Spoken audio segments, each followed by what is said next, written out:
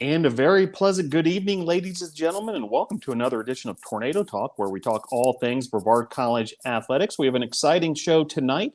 We're going to celebrate Women's History Month tonight and really dig deep when it comes to women's sports and just the history here at Brevard College. So looking forward to doing exactly that.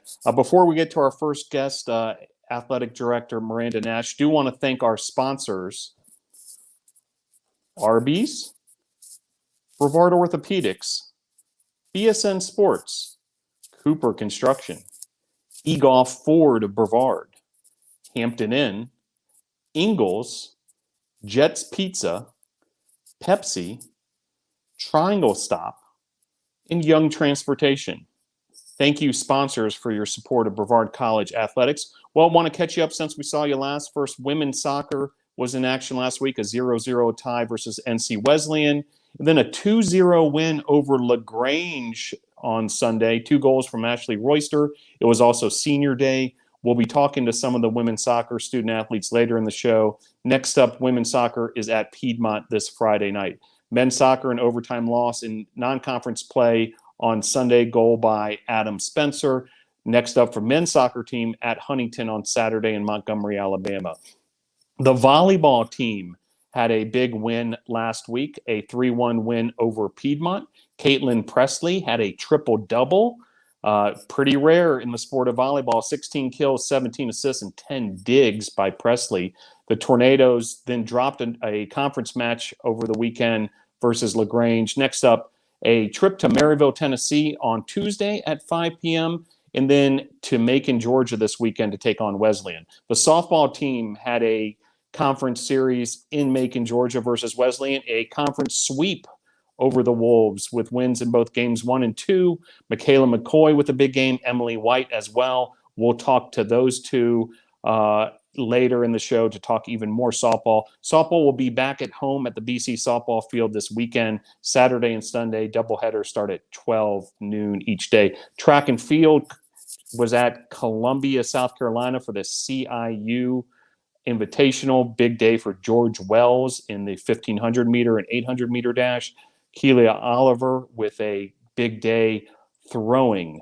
Next up, track and field will travel to Montreat for the Montreat Invitational.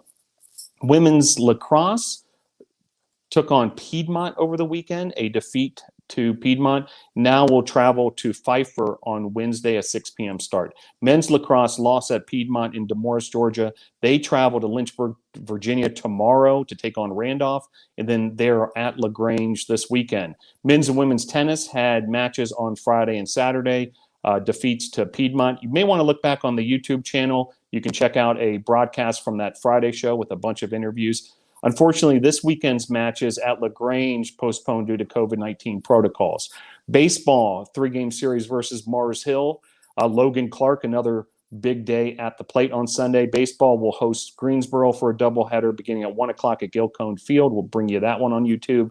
Then at Pfeiffer on Saturday. Football is coming off a bye week. Next up at Maryville on Saturday at 2 p.m. kickoff in Maryville, Tennessee. And then Saturday, April 3rd, we'll probably talk about that date a little bit with our next guest, Miranda Nash, USA South Conference Championship weekend with football and potentially men's and women's soccer games here on campus as well. So that brings us to our first guest of the evening, Director of Athletics, Miranda Nash. Miranda, thanks for joining the show. I'm Phil. Well, one of the reasons we wanted to have you on, of course, there's plenty to talk about in the world of Brevard College Tornado athletics here in 2021, but we also want to reflect a little bit on the history of women's sports and some of the success that's happened here over the years, because it is, of course, Women's History Month. And by our count, 8 Hall of Fame members are here at Brevard College and from the women's side. Melissa Meyer, a member of that first women's soccer team at Brevard College in 1986. Alice Gaines, cross-country national champion in 1989. Patsy Neil, who was a women's basketball and tennis head coach here. She's also a member of the National Women's Basketball Hall of Fame. She's authored 8 sports-related books. Kim Nelson, a 6-time All-American cross country and track. Kelley Sisley, a goalie for 2 national champion women's soccer teams. Sheila Simmons, women's basketball head coach. She led BC to the national tournament as well. Beth Getz from the early 90s on the women's soccer side in the 1996 national championship women's soccer team. On top of that, there's national champions from the cycling program on the women's side of things. A big number in that sport as well. And so, Miranda, when I read off those names and we reflect on the history here at Brevard College and those Hall of Famers, what comes to mind? It's a little hard not to be proud of us working here. I remember the first time I met Beth Getz. She's now the current athletic director at Ball State. And I had like a fangirl moment. And I'm like, wow, she had her start at Brevard College. And there's so many wonderful women on that list and so much that we can attribute to their successes back then to the path that they led for all women today. Now, in addition, and where we currently stand, the Brevard College Department of Athletics, I believe, in my experience, is very exceptional in the fact that, it's well represented, in terms of women. 18 women are current staff members here at the Brevard College Department of Athletics. I mean, that ranges from administrators such as yourself, Miranda, to head coaches, to assistant coaches, to athletic trainers, you name it. It kind of covers everything, including an assistant football coach, by the way, which you don't see everywhere either. When you think about that, and that group was celebrated with a first pitch ceremony at a softball game recently. I'm sure you're proud of that as well, right, Miranda? Yeah, that was really cool. Coach Sheeran had us out there, and I cannot throw a softball. There she is. I can't throw a softball, so they were all graceful with us. So I was like, as long as we're all doing it together, that's going to be great. It's intentional. I think that it starts at the top, and you've got to, it's the same with diversity. You have to look for the candidates that are going to be a good fit, and it's women are a part of that. I hear all the time talking to student athletes that they don't want a female head coach. And it makes me really sad because I hope that one day that they're head coaches somewhere and, they have an opportunity to maybe change whatever issue they've had, in their past. But no, I love the women that we work with. I love the men that we work with. We wouldn't get here without you guys. Our family here is pretty special. And I mean, it's no secret that athletics and college athletics, is very much over the years, especially if you just rewind, a few decades, a male-dominated industry, and that's changing, no doubt about it, but it's still in many ways, especially on the D1 level, old boys club and that kind of thing. I know you're active, Miranda, with different organizations and so forth that are trying to push the needle in this direction? There's a lot of reasons why I'm here today, and that's mentors. But another large part of that is women's leaders in college sport. It used to be called NACWA, but Women's Leaders in College Sport is so intentional in their programming to empower women. Oftentimes, when you look at a job and there's 10 things on that list, a woman can look at it and see one thing they can't do, and they'll say, it's not for me. And men can look at it, maybe there's one thing that they're good at, then they still put in for it. So they just sheer numbers and opportunity.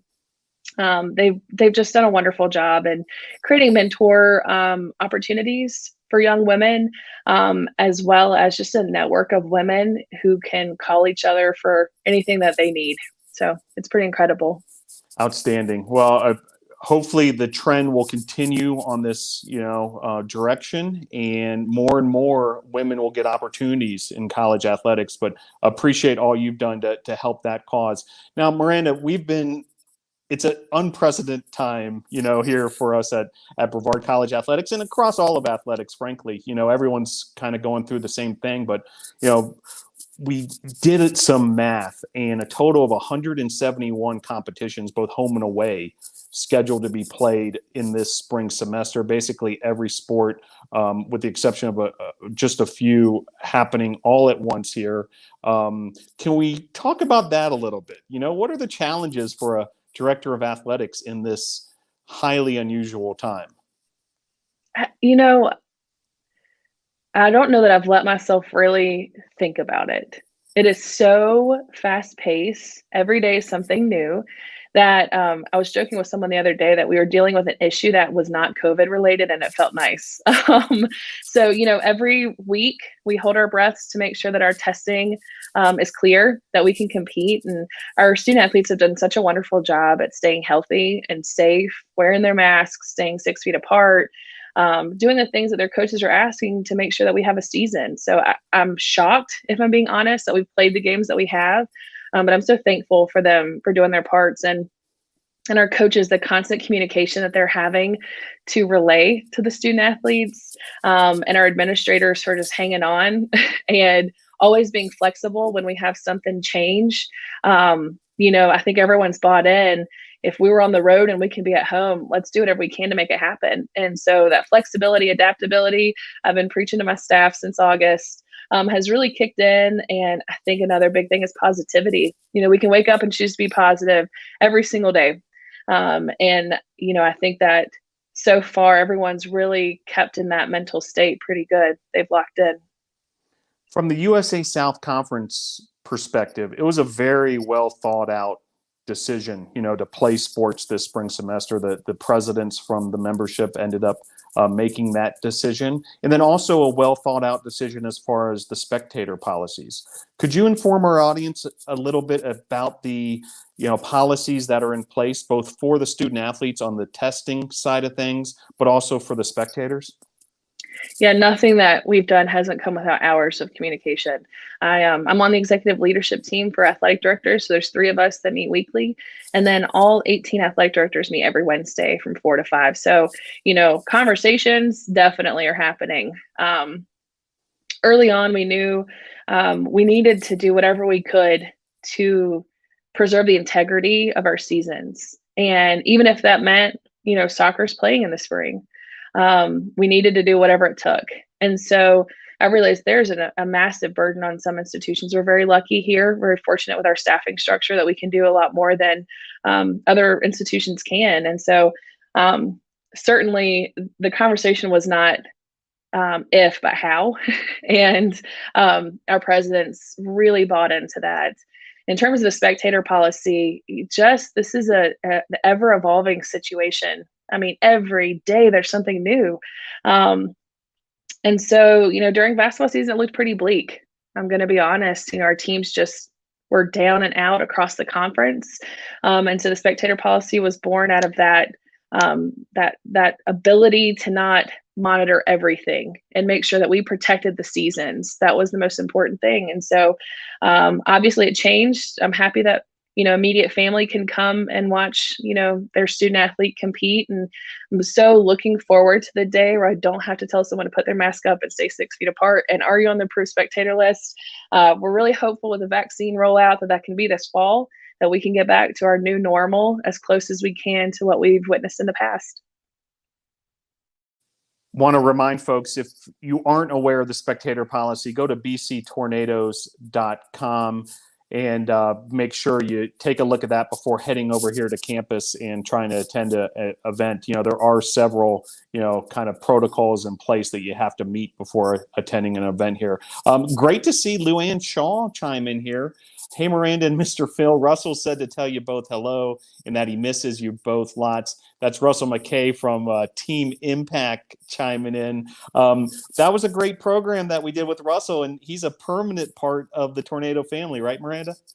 Yes, Russell brings so much to our men's basketball team, and it overflows into everyone that knows him. He's such a joy, and love that you guys hopped on, and can't wait till we can see you guys in person again. Absolutely. Hello from all the Tornadoes, Russell. Now, Miranda, it seems like, weeks ago, but it was only, I think, 8 days or 9 days ago, the first ever home football game in the modern era at Ives Lamel Family Field. A spectacular event. The Tornadoes win big, just a lot of excitement. Have you had a chance to reflect on it at all? Just what it meant for this campus? I've talked about starting to journal because I can't remember everything that's happening. And I really want to take some time when all this is done to reflect on the wins that has come from this year. And that certainly was a really wonderful win. I was so happy for those guys. They put in so much work, never beaten Huntington before. And to do it at home on senior day and the first time that you can ever compete for a USA South championship, it was wonderful to see. So it was electric. The drum line was amazing. Wonderful addition.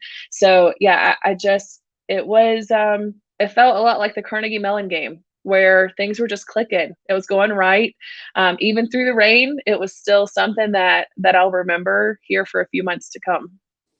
Yeah, the first ever home football game, a successful one, that big win over Huntington. And then three sports have already clinched their place in postseason play for the USA South Conference. As you mentioned, Miranda, first time, with this opportunity, USA South Conference full-time member as well as NCAA Division III. And women's basketball, men's and women's soccer all punched their ticket. Women's basketball season's wrapped up, but they had a great year, of course. And then men's and women's soccer are jockeying for position right now in terms of those playoff seedings. Got to be proud of those teams and beyond. The resiliency that all of our teams have shown us this year is unmatched. I can't imagine all of the things outside of their sport that have tried to kind of come into their lives. And so the fact that they can all walk in and get what needs to be done on the field, the court, it just, I'm so proud of them. And I can't wait to see what team is going to win our first ever USA South championship, because I feel like it's going to be this year. That would be huge, Miranda, and we're ready to cover that in full effect. I won't say if it happens, when it happens. Now, meanwhile, there's a big date that is circled on everybody in this building's calendar, I believe, which is April 3rd, Saturday, April 3rd. And really, it's that whole weekend, sort of a championship weekend for USA South Conference. Can you let our audience know the potential for that weekend across the different sports? Right. So we're looking at football, men's, women's soccer. It is the semifinals for soccer's, the championship game for football. Football has a lot in front of them this weekend with Maryville on the line. It is their championship game to lose, and they know that. They've been preparing for that. I know that they're going to go into that game absolutely just ready to crush it. And then on the men's, women's soccer side, it's probably my favorite year to watch soccer. The intensity on the field has just been something that I enjoy to just witness. So, I'm so happy for them. I really hope that we have a crazy Easter weekend filled with a lot of wins. Yeah, no doubt. So NATO Nation, don't make any, I know it's Easter weekend, but at least leave Saturday, April the 3rd free to tune in on that YouTube channel, and potentially that Friday as well. There's going to be a lot of action. There's already some lacrosse games scheduled for that Friday also. So be sure to keep NATO Nation on the front burner that Easter weekend. Yeah, that Friday is going to be our first men's lacrosse game in 2 years. So I love going out to their practices. They're putting in so much hard work. And so I can't wait to see that double header on the 2nd with them. And I think we've got tennis that day as well. So it's a busy weekend for us. Last one for you, Miranda. Beyond that weekend, as far as the rest of the semester goes, I know we've been executing senior days, kind of untraditionally in a sense, but still giving the seniors, a great chance to, celebrate and reflect on their careers. We're going to have one of those seniors joining us shortly here, but also, graduation for the spring semester, athletic banquet, those sorts of things. Can you tell us what's in the works? Every conversation we have on this hallway is how to make their experience better. And there's been a few seniors who have decided to come back next year, and that makes me so happy because selfishly I want to spend another year for them as long as that's what's best for their journey. And so, I think that for our banquet, obviously we can't all get together this year, but we've got some really incredible things in the work for our students for the end of the year. And then graduation, they've committed to having an in-person graduation. So I think they'll split the graduate class in half. It's about 70, 75 students each. And we're going to have it outside. And, we're going to follow the protocols to make this thing memorable for them and their families. It's such a huge milestone for them and something that we really want them to cherish forever. Very good. Well, Miranda, hang with us just a couple moments more. We're going to bring in a couple of student athletes from the women's soccer team, which has been enjoying all sorts of success. And we welcome into the show on the lower left corner, Brenna Innis, and also Abbie Warzencroft here on the show. Brenna, one of those 5 seniors who was honored yesterday, and Abbie, an exciting freshman student athletes here at Brevard College. Miranda, could you, before we let you go, maybe a message to these two from the women's soccer team? Yeah, I'm cheering you guys on so much. You've got a lot to prove. You've put in a ton of work. I mean, it's the longest preseason ever. And so you guys have gotten to know each other. I think that's really paid off on the field. I can see you guys clicking. And I'm just so excited for you and can't wait to see what you do to finish up your career, Brenna, and see what you can do, Abbie, as a freshman. Very good. Well, Miranda Nash, Director of Athletics here at Brevard College, thank you for joining the show. Thank you for your leadership to yourself, and everybody involved at Brevard College. Best of luck as we head through this spring semester. Thanks again for joining the show. Thanks so much, Phil. All right, Miranda Nash, there she goes. And really excited to be joined by these two because this team, talking about clicking. I mean, they are playing just outstanding, a long unbeaten streak at the moment, 6 games, without a defeat. And joined now in that upper right corner, freshman Abbie Warzencroft, the freshman from West Union, South Carolina. Abbie, thanks for joining the show. Thank you for having me. And one of those 5 seniors who was honored yesterday, midfielder from Blairsville, Georgia, Union County High School, Brenna Innis. Brenna, thanks for joining the show. Thanks for having me. Well, Brenna, let's start with you. Yesterday, the senior day ceremony, can you kind of, from your perspective, sum up your feelings? It was crazy. We got a win from it, so that kind of helped. It was bittersweet because we still have a few more games, but I'm glad we got the win. So. In Abbie, I'd imagine this senior class, these 5 seniors, Rebecca Rojas, Hannah Weatherall, Brenna, Sally Riggin, and Amy Juarez, have been very meaningful to you as you've, gotten started with your college career. Can you comment on these 5 seniors? Well, I mean, they were the class coming in showing us how to be college soccer players. I'm never going to forget these group of girls. They brought us in. I know we come in and have fitness tests the first few weeks, and they're like, all right, we're going to go out and run. We got this, cheering us on. I mean, I know Sally and Hannah, and I would go run with Hannah and Rebecca and Brenna, and Amy, and all of them, they were out there.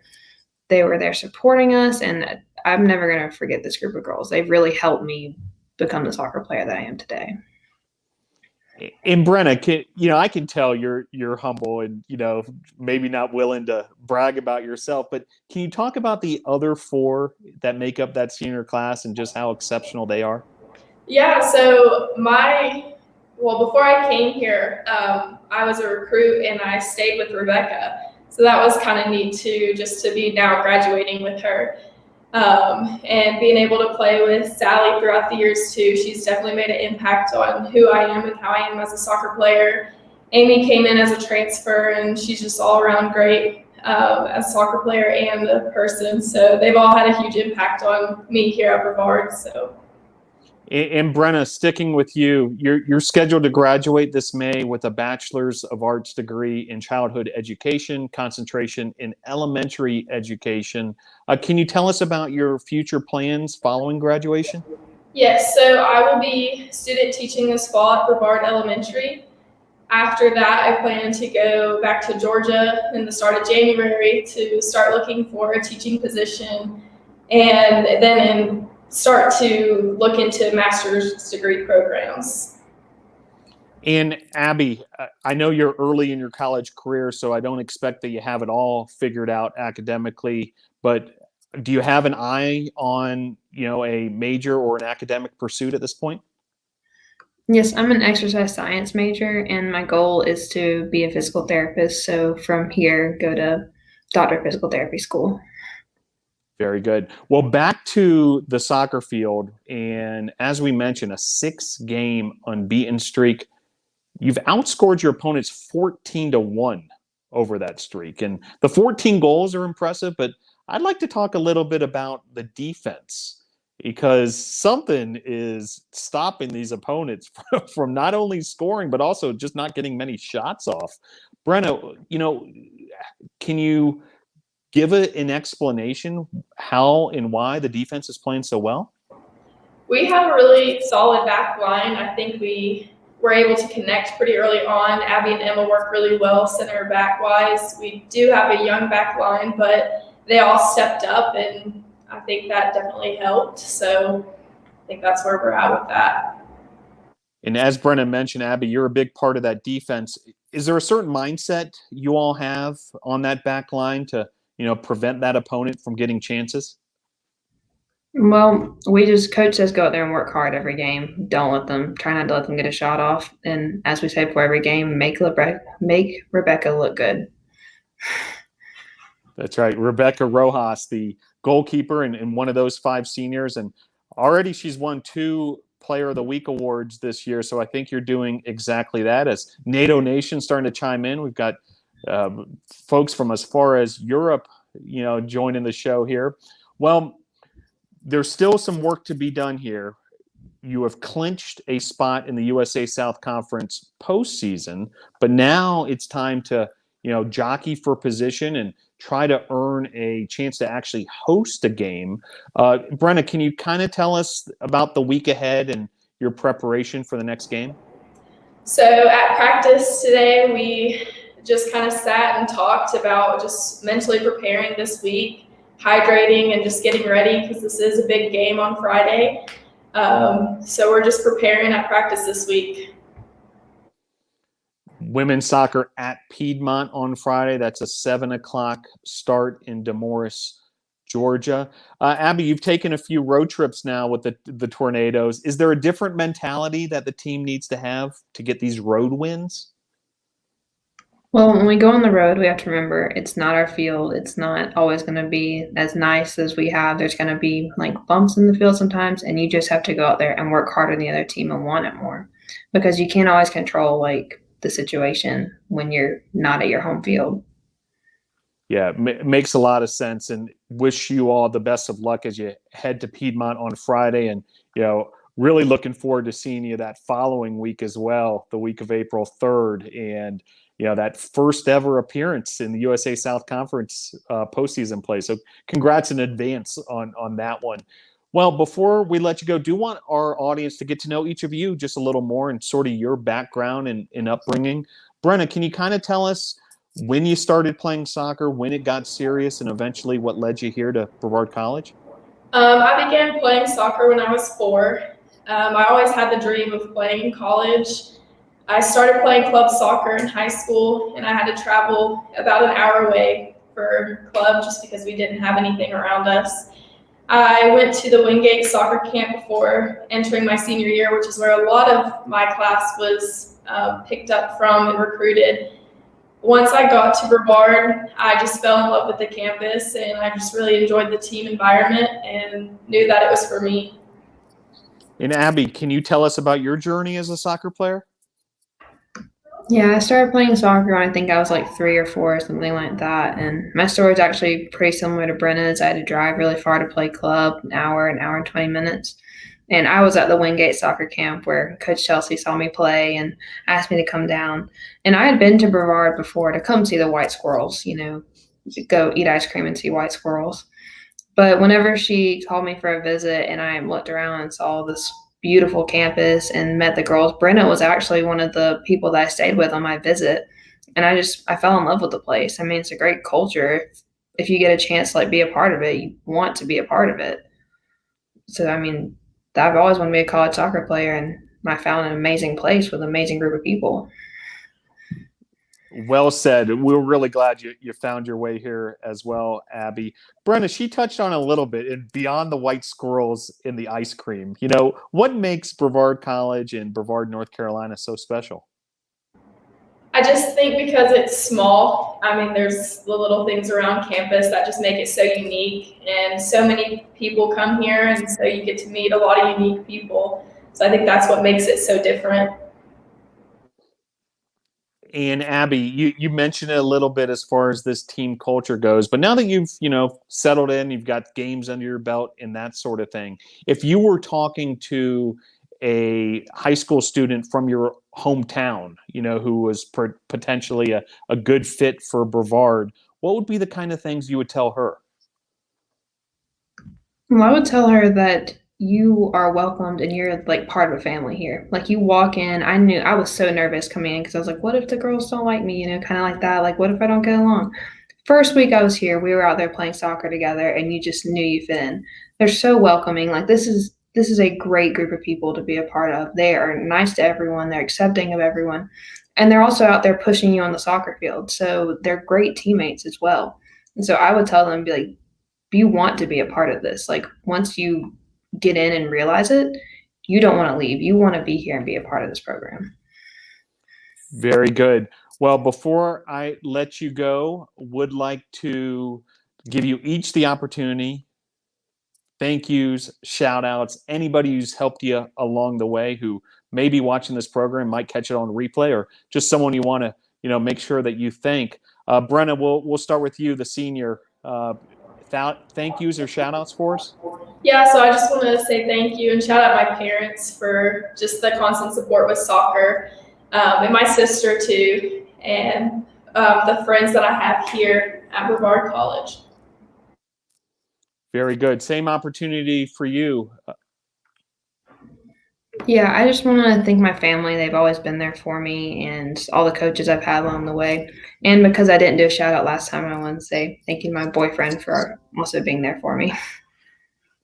Very good. Well, appreciate you both joining us on this tornado talk. We're really excited, about women's soccer this season. How could you not be, the way the Tornadoes are playing? And best of luck this week with that big game at Piedmont. And then we'll certainly see you back here following that one as you prepare for that USA South Conference playoff. Abbie Warzencroft and the senior Brenna Innis, thanks again for joining the show. Thank you. Thank you for having us. All right. And there they go. So we'll transition now to another women's sport as we head to the softball diamond, and excited to be joined now by student athletes from the Brevard College softball team. There's Emily White, Kayla McCoy, and also Autumn Lollis. Ladies, thanks for joining the show. Thank you for having us. Yes, thank you. Very good. Well, a conference sweep, a doubleheader sweep. You played 4 games in Macon, Georgia. The first 2 counted towards the league records, the conference records, and you all took care of business sweeping Wesleyan. Emily, we'll start with you. As far as that mentality, you guys getting it done on that Saturday, what was the key to those 2 victories? I think it had a lot to do with our defense. We didn't have any errors on Saturday, and our pitching really pulled through for us. And it was a 1-run game the entire time, so it was really tense, but it felt really good to get that under our belt. And Micayla, big time pitching performance from you, complete game shutout, 4 strikeouts, of course, the winning pitcher. Were you feeling it? Yeah, I think I was feeling it a little Saturday. It was a little sauce. And Autumn, part of that doubleheader victory as well. You had a big game at the plate and also on the base pass. Tell us about those 2 games from your perspective. I think we did really good pulling together as a team to get those wins.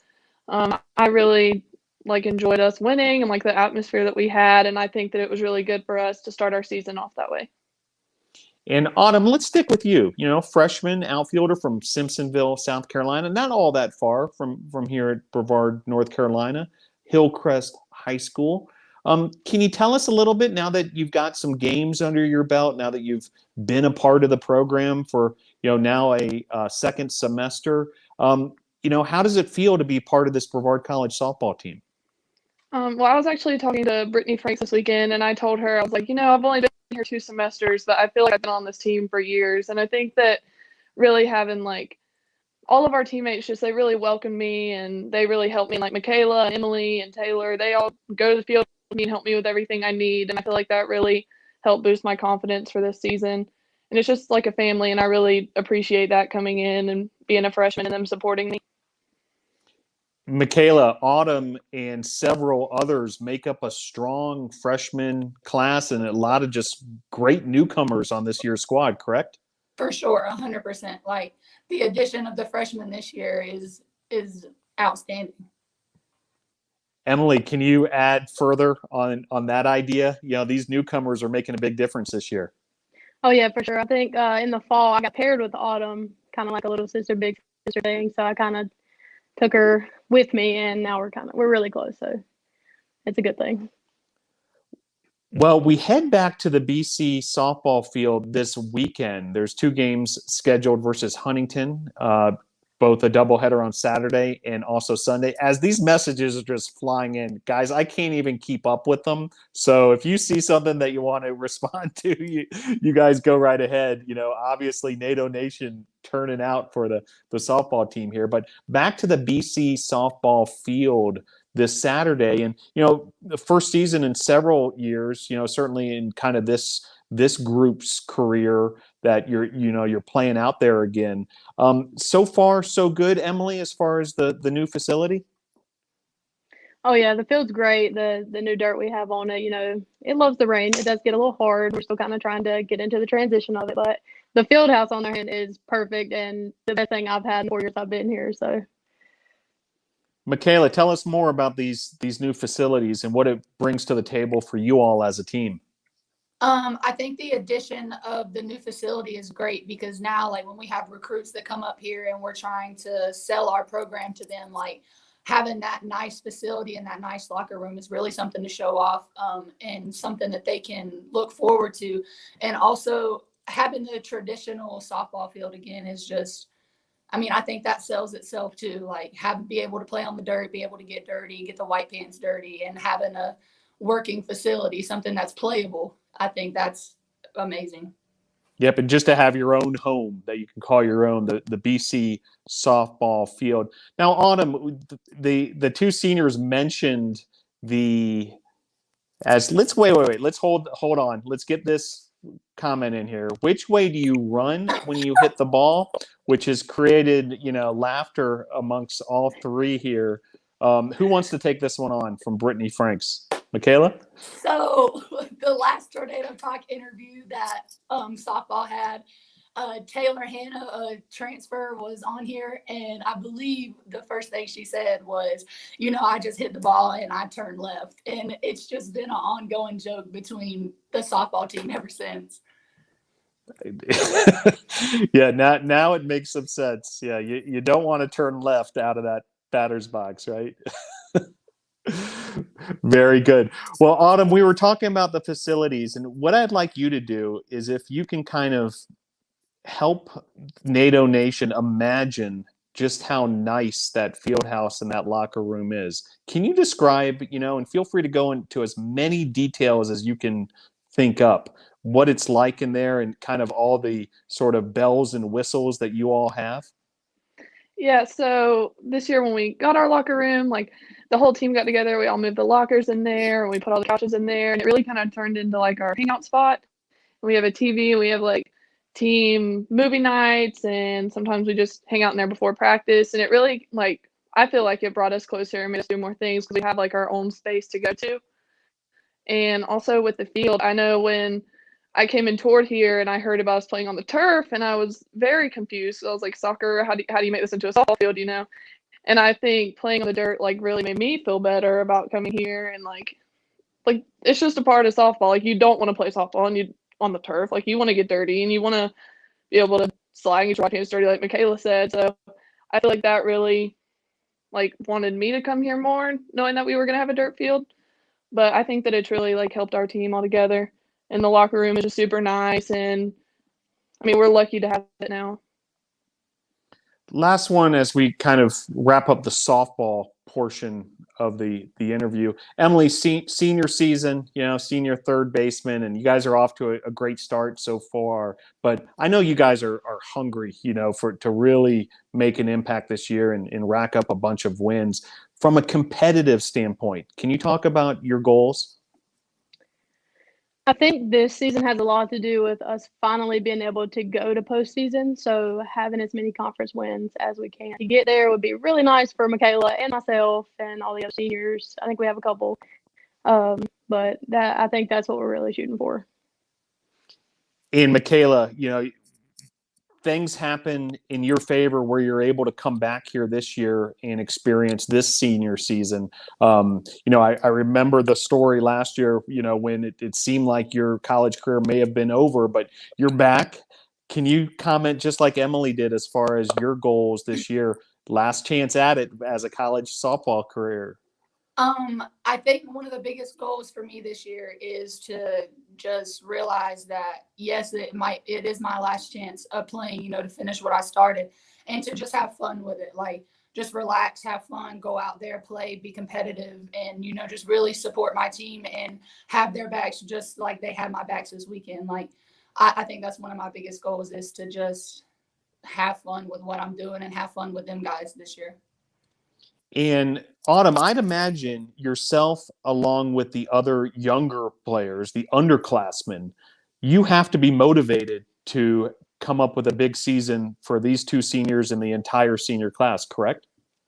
Right. Yeah. I think it really it means a lot to me because I am close with the senior class and how much they've done for me. And I want to do as much as I can, just like all the other younger people want to do to get them to the postseason, to have a big last season for them. And I think that would mean a lot if we could all contribute and get that for them.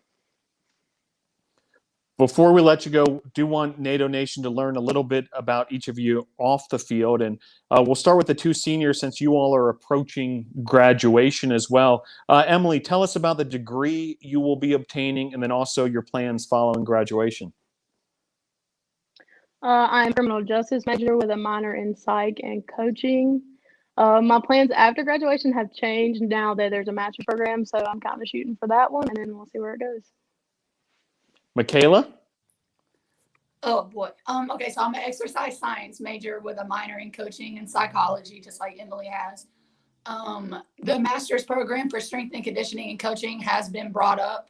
We've talked about it, and my plan is to do like geriatric training or strength and conditioning training at a gym or a private facility along with coaching. I don't have anywhere set in stone right now, but I am looking to move back to Georgia. There's an opportunity to extend my career with softball, and I am undecided yet.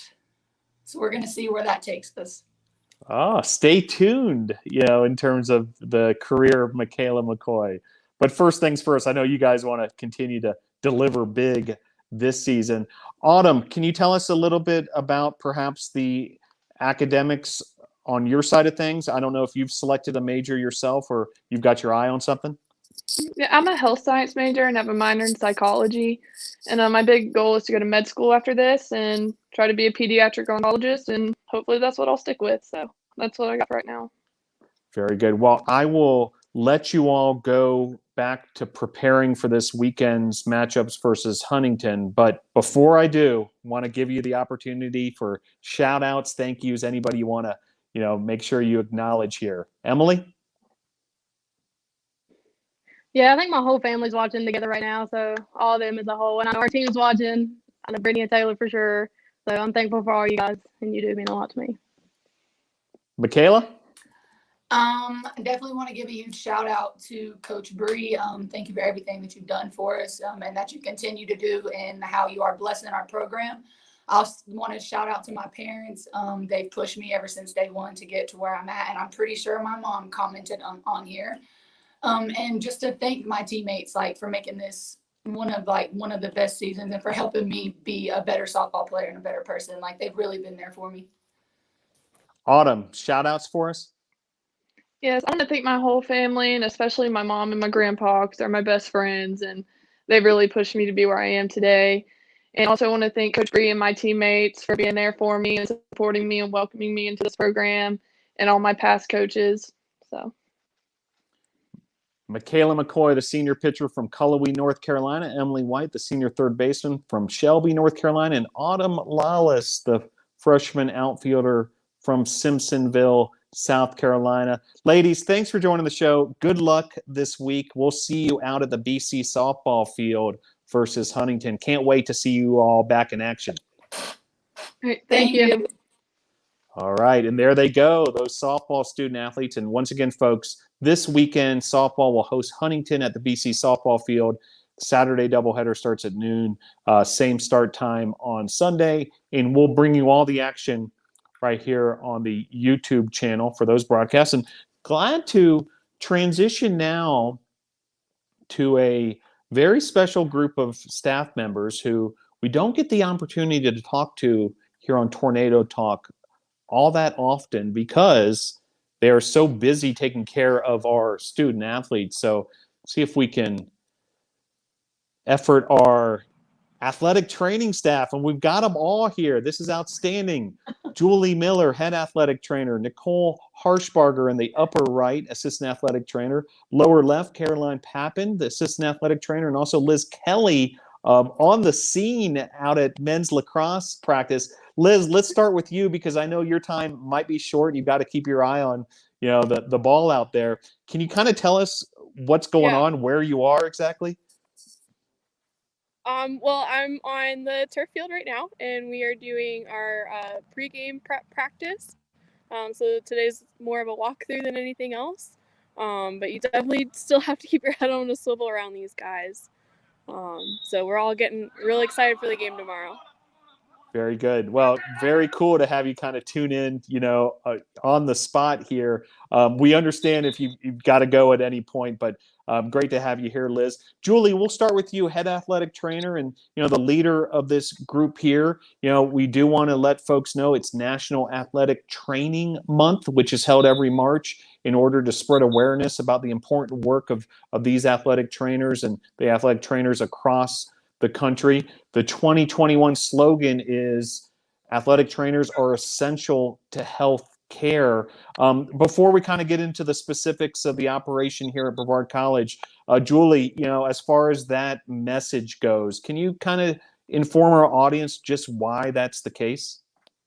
Yeah, well, I think that it is very often that athletic trainers are mistaken for personal trainers, or we're only seen in certain parts of our job. And actually, the truth of what we do and the real science behind what we do is truly healthcare. But we also, is because we are emergency responders, we can handle immediate injuries on the field, but then we're also following those athletes all the way through.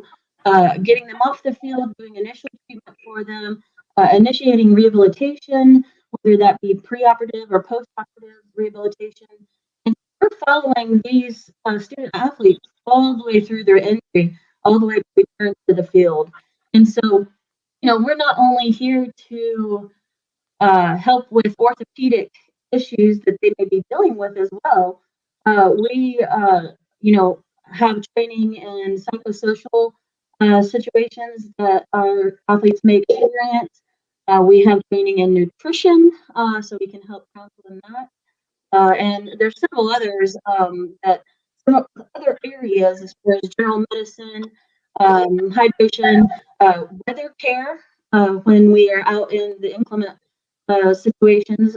So, how do we respond and how do we care for them in any possible given arena?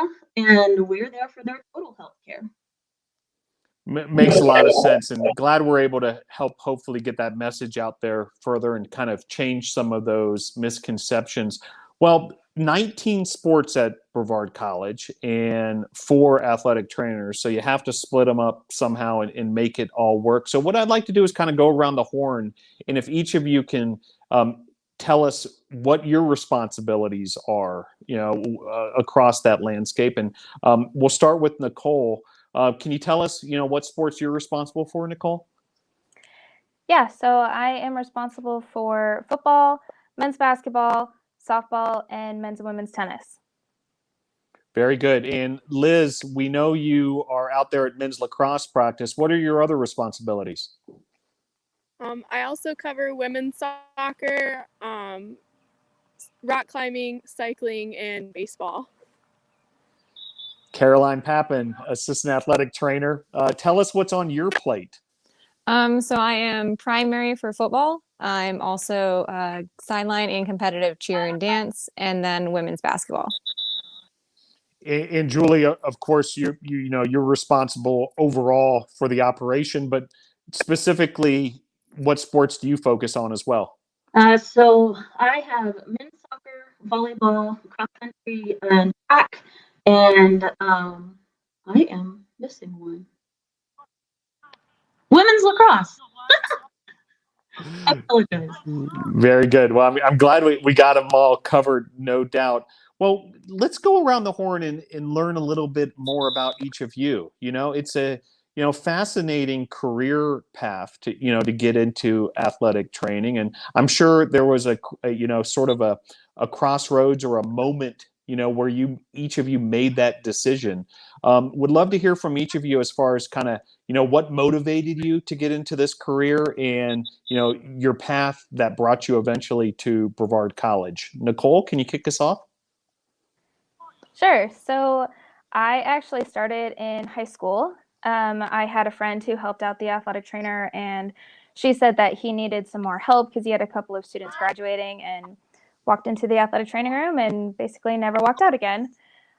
So that's kind of where my path started there. Sorry, what was the second part of that, or was that the only part of that? Well, and then eventually, how did you find your way to Brevard College? That's right. So I was working in Cincinnati in a split position. I was teaching as well as working in the clinic, and they decided to downsize their staff. And so I ended up actually applying on Facebook, and that's how I met Caroline when the position opened 2 years ago. So that's how I ended up here in Brevard. And Nicole, how, in terms of your schooling, can you tell us what degrees you have and from where? Yeah, so I have a Bachelor's of Science in Athletic Training from Grand Canyon University in Phoenix, Arizona. And then I also have a Master's of Science in Athletic Training from A.T. Still University, which is also in Arizona. Very good. Thank you, Nicole. Liz, same question for you. Do you remember that moment when you said, hey, I want to do this, in terms of my career? And can you tell us even more about your path? Yeah, so I actually randomly took a sports medicine class my last semester of my senior year and fell in love with it after about the first week, and completely changed everything that I wanted to do. I thought that I was going to be a history major and work in a museum. Obviously, we're a far cry from that, but I ended up going to Western Carolina University in good old Kelley, where I got my bachelor's in science in athletic training.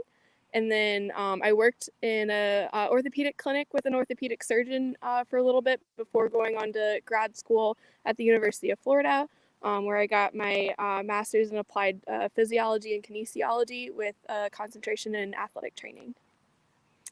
And I applied to Brevard College right after I got done with my master's. Very good. Caroline, tell us about your path. So similar to the others, I actually discovered it in high school. I was a competitive swimmer and a synchronized swimmer, and actually ended up getting hurt. And so I lived in the athletic training room 5 days a week so that I could keep doing my sport.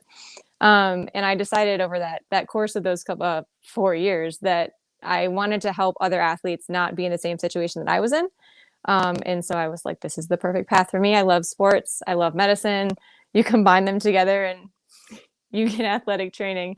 And then I ended up going to Indiana University of Pennsylvania, where I got my Bachelor's of Science in Exercise Science with a minor in psychology.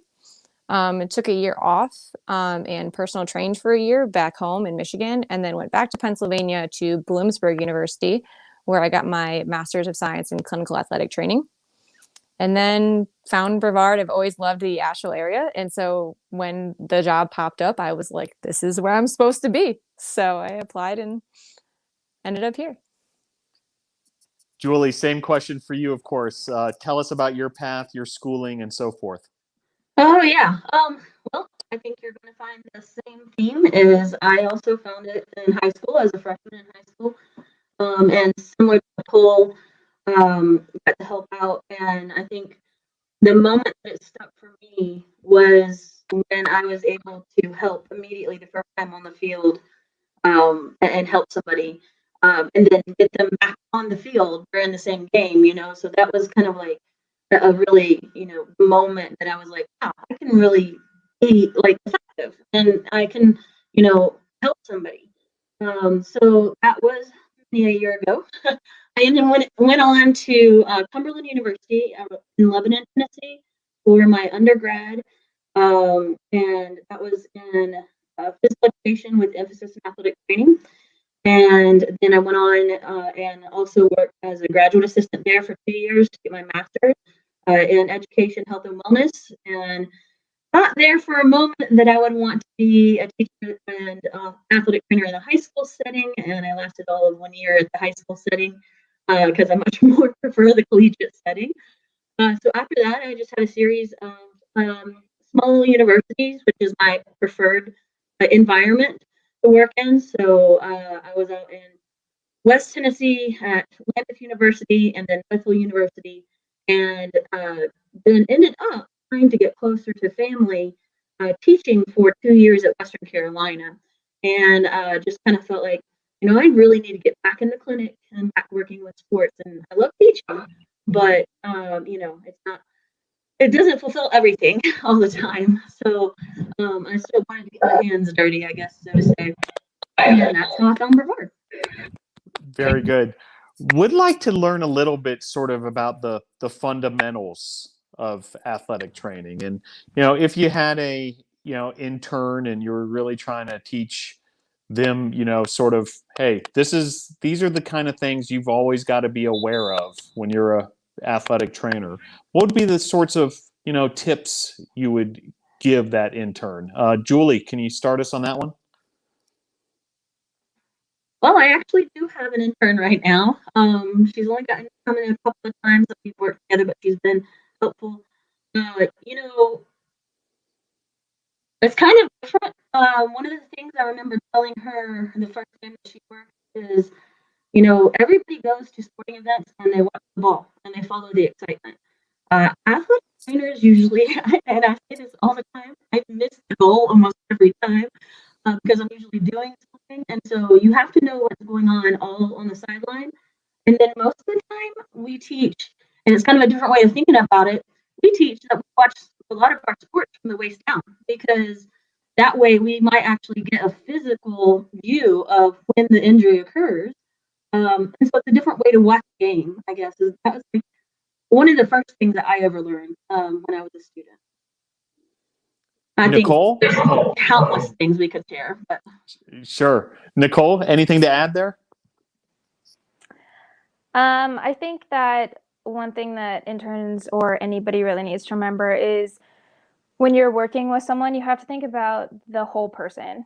You can't just focus on that one specific injury site. Just because they have an ankle sprain doesn't mean that it's not affecting other parts of their life as well, and doesn't mean that they are only worried about that ankle sprain. So thinking about the whole person and taking into consideration how this is affecting their social life, their schoolwork, their mental health, and being able to be there and address all of those different things is also important, and not just focusing on that one specific injury or that one specific injury site. In addition to all of the other things that Julie said. They covered a lot of ground, Caroline, but I'm sure you've got something further to add. I was gonna also go with the mental aspect, and the whole athlete, like Nicole was saying. It's different because you have to not only look at if they're physically ready to return to play after an injury, but also if they're mentally ready to return. Having a potential season-ending injury, and then coming back from it, how do you handle that? Can you step back onto that field where this almost happened? So addressing the whole person, and kind of being there for them as a support system and letting them know that you're there, your door's open, and that you always have an ear for them. Julie, unprecedented year, of course, for everybody in athletics and everybody, no matter what your walk of life is. But you all are really in the trenches when it comes to, you know, the COVID-19 pandemic and trying to keep the student athletes healthy and safe and meet all sorts of protocols. Can you shed a little light, you know, for our audience, you know, behind the scenes, you know, just the lengths that, you know, the athletic training staff is going towards to keep these athletes safe? Sure. So one of the first things that the staff actually, before I got here last summer or spring when everything started, they asked and invested in a 3-sink system so that we can properly sanitize and maintain as best practices as we can to help prevent the spread of not only you know, situations with COVID-19, but the flu. We've not seen that many cases of just general flu and cold, in my opinion, that I've seen on other teams. You know, usually if one person on a basketball team has a stomach bug, you know, it goes around the team pretty fast. So I think it is a very long and tedious task to do some days, especially after heavy game days. But it is very important that we make sure that each team has their own supplies and those are sanitized, not just daily, but oftentimes on the field and multiple times throughout the day, so that they can trust the security of that. I think some other things that we have been putting into place is, you know, helping to monitor symptoms, helping to do the testing. Athletic training stuff, I think, in Caroline and Nicole, I can't tell you how many times they have been tested themselves because we are in contact with so many athletes and we cross over as far as our care between teams. We want to make sure that we're not, you know, sharing and spreading those things from team to team.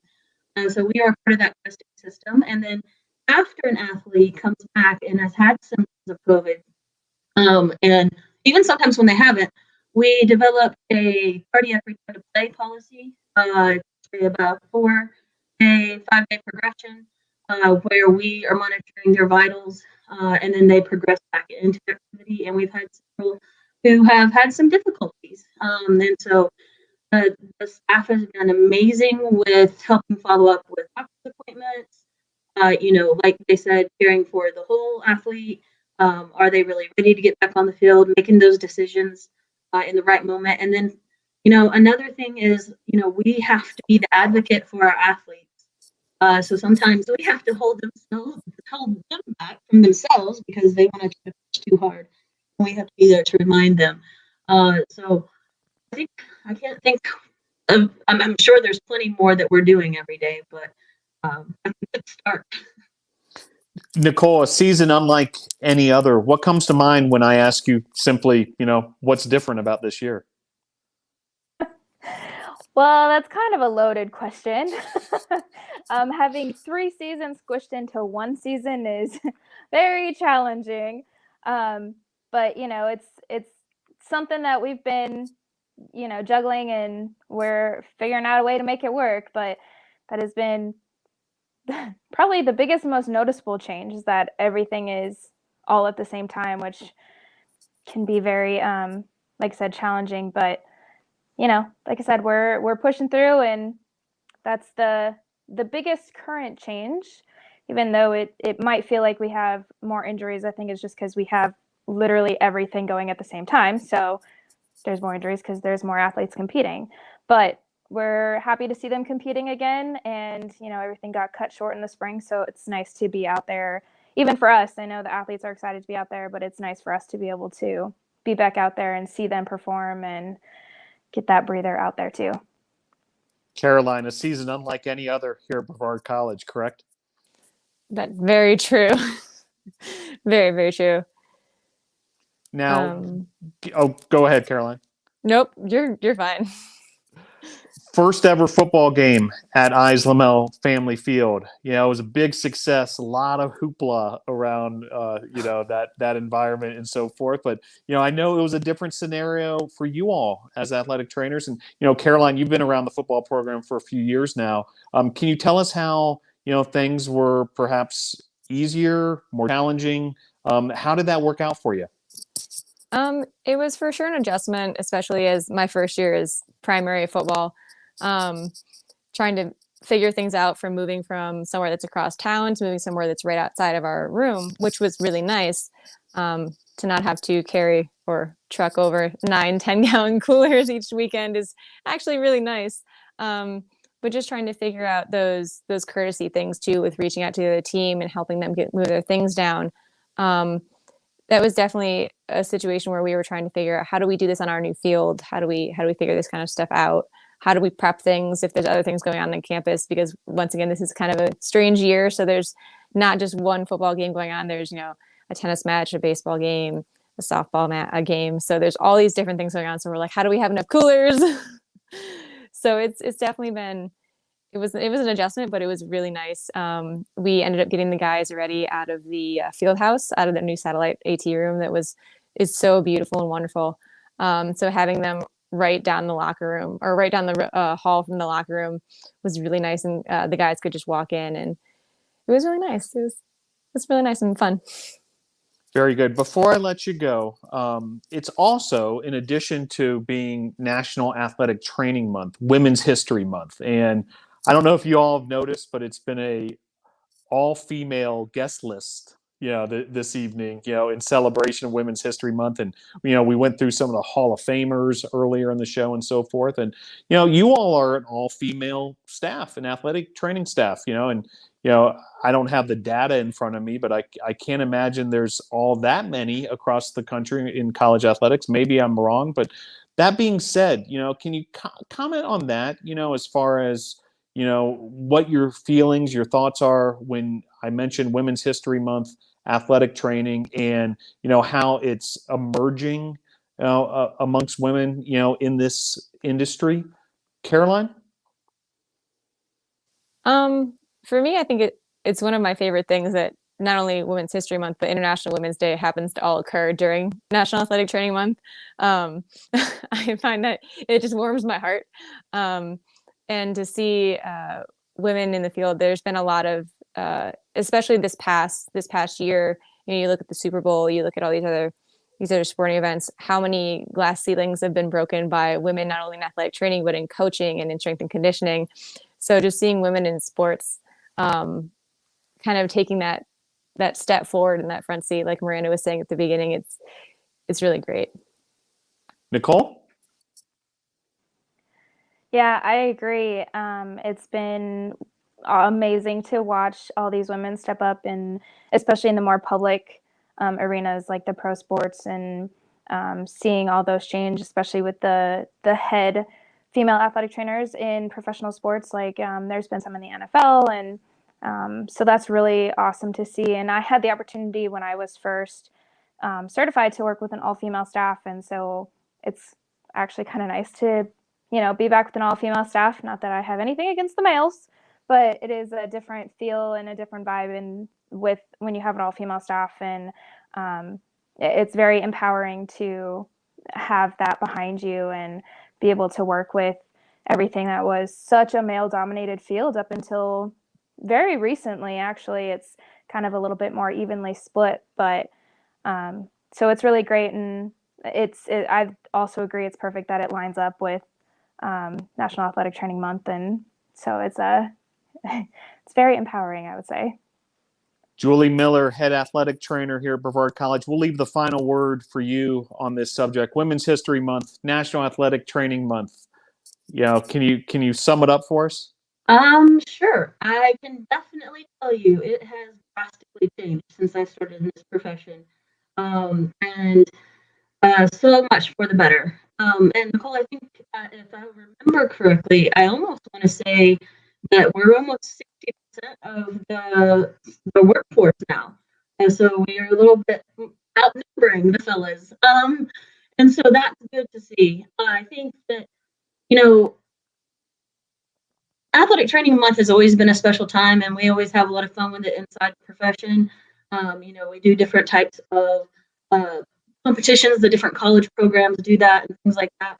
But I think seeing 4 very strong and having an opportunity to work with the 3 very talented athletic trainers that I've gotten to know this year, I'll be honest, this is the first all-female staff that I've actually gotten to work with. And it is a different environment, and it is welcome. And what's amazing about it is that the 4 of us have very different backgrounds and very different perspectives. And I think we still have been able to come up to any challenges that we have. And I know from personal experience, many years ago, we wouldn't even have the voice be heard. And so it is nice to have the opportunity to work with these ladies, and it all lines up together. I think it's not a coincidence, right? Very good. Well, once again, National Athletic Training Month, the 2021 slogan, and man, is this appropriate. Essential to healthcare. Athletic trainers are essential to healthcare. And thank you, Julie Miller, Caroline Papin, Nicole Harshbarger, and also Liz Kelley, who we really appreciate her effort tuning into the show, from lacrosse practice. Of course, certain things take priority to Tornado Talk, and I'm sure she's busy out there on the practice field now, but thank her as well for joining the show. Stick with us for just a couple more moments as we put a bow on this edition of Tornado Talk. I want to thank once again our sponsors, Arby's, Brevard Orthopedics, BSN Sports, Cooper Construction, eGolf, Ford of Brevard, Hampton Inn, Ingles, Jets Pizza, Pepsi, Triangle Stop, and Young Transportation. I want to thank all of our guests this evening on this special edition. Miranda Nash, the Director of Athletics, Women's Soccer, Student Athletes, Brenna, Innis, and Abbie Warzencroft. Softball student athletes, Micayla, McCoy, Emily White, and Autumn Lollis. And the athletic training staff, Julie Miller, Caroline Papin, Liz Kelley, and Nicole Harshbarger. Thank you for joining the show as well. Be sure to tune in to the YouTube channel on Wednesday. We'll be bringing you baseball action from Gil Cohen Field. And then also this weekend, we've got softball home games that we'll be bringing you as well on the YouTube channel. Follow the Tornadoes on Instagram and Twitter at BC Tornadoes. And be sure to like and subscribe to Facebook and YouTube channels as well. Well, that'll do it for another edition of Tornado Talk. Thanks for joining the program. Go Tornadoes!